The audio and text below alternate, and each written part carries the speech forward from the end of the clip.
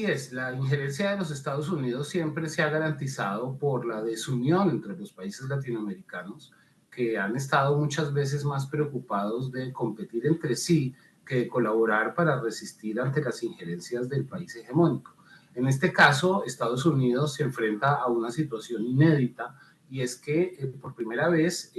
los gobiernos de Colombia y de Venezuela están en sintonía, comprendiendo que el narcotráfico debe ser combatido con medidas, por un lado, judiciales y por otro lado, sociales y de salud pública, pero no desde un punto de vista militar, y mucho menos cuando esta interferencia militar o esta acción militar proviene de los Estados Unidos en un despliegue provocador que no obedece a unas necesidades geoestratégicas de Estados Unidos en el Caribe, sino que lo que busca es crear el ambiente necesario para que la opinión pública pueda avalar eventualmente una intervención militar en Venezuela o intentar incluso un cambio de régimen. En ese sentido, se debe entender la desertificación que esta semana ha tenido el gobierno de Estados Unidos con Colombia en su lucha contra las drogas, porque desertificar a Colombia y alimentar el discurso de que el gobierno colombiano es un gobierno ineficaz en la lucha contra las drogas va en sintonía con la idea de que el gobierno venezolano también es un gobierno cómplice del narcotráfico y en ese sentido puede convertirse también en un objetivo militar de los Estados Unidos. Lo nuevo aquí es que los países latinoamericanos, y no solo Colombia y Venezuela, sino por ejemplo México y Brasil, es decir, países grandes e influyentes en la región, han declarado que no aceptan ningún tipo de injerencia, que no aceptan ese despliegue militar provocador e innecesario por parte de los Estados Unidos en el Caribe, y que colaboran entre sí para poner de su parte en el compromiso que tienen todos los países desde 1961, la Convención de Viena, de luchar contra el narcotráfico. Por eso, la propia alianza entre Colombia y Estados Unidos, en la que se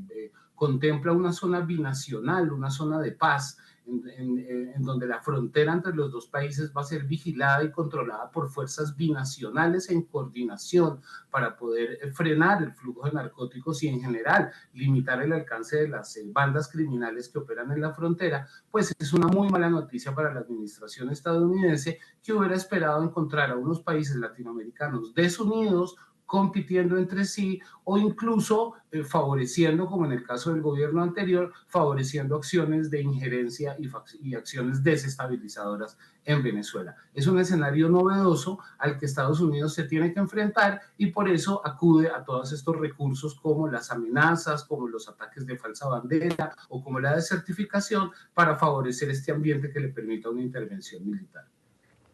Así es, el gobierno de Estados Unidos podrá enfrentarse a una oposición interna o a unos debates internos que le exijan el cumplimiento de la ley. Recordemos que las movilizaciones de tropas de Estados Unidos deben ser aprobadas con el Congreso, por el Congreso de ese país. Pero, Marcela, es que el derecho internacional ha volado por los aires. Desde que hemos contemplado aterrados un genocidio en vivo y en directo durante más de un año, con la complicidad y con el patrocinio de potencias como los Estados Unidos, pues en este momento apelar al derecho internacional o incluso al derecho interno de los propios Estados Unidos es algo que, digámoslo así, ya suena a algo que no tiene mayor validez. Lo cierto es que este gobierno en particular ha roto todos los límites, ha roto todas las consideraciones no solamente legales, sino morales e incluso del pudor que se debe tener al ejercer el poder a nivel internacional. Ha expresado abiertamente que va a tomar Groenlandia, que va a tomar el Canal de Panamá, es decir, su actitud grosera y pendenciera ha puesto en evidencia que lo último, lo menos importante para el gobierno de Estados Unidos en este momento es el respeto de la ley, tanto de la ley internacional como de la ley interna. Ahora, la ley internacional la puede violar porque es un escenario anárquico en donde no hay quien pueda, digamos, hacerle frente en términos militares en este momento para impedirle sus andanzas. Pero a nivel interno, Estados Unidos, a pesar de su decadencia, aún conserva una importante densidad institucional que seguramente va a llevar a que se desarrollen debates en el Congreso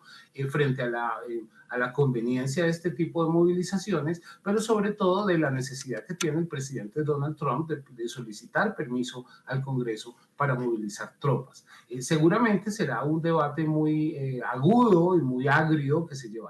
llevará a cabo en la opinión pública estadounidense, pero recordemos también que el estilo del presidente Trump, el estilo de comunicaciones, consiste en saturar la agenda de informaciones para impedir el debate a profundidad de cualquier asunto. En este momento ya estamos en el asesinato de Charlie Kirk y probablemente la próxima semana estaremos en otra cosa, de modo que los propios legisladores estadounidenses estarán distraídos y estarán entretenidos con la avalancha de noticias que la administración Trump le ofrece a la opinión pública, que probablemente incluso el control político o legal de esta movilización de tropas seguramente quede traspapelado detrás de muchas otras prioridades. Pero en cualquier caso, estas actitudes ilegales, no solamente desplegar las tropas, sino, si es cierto, los videos que se han emitido de bombardear lanchas sin ningún tipo de fórmula de juicio, sin ningún tipo de consideración del debido proceso, pues es una evidencia más de cómo el gobierno de Estados Unidos es un gobierno que viola la ley internacional y la propia ley interna, y con esto vuela por los aires el propio derecho internacional como la principal potencia hegemónica en el concierto internacional.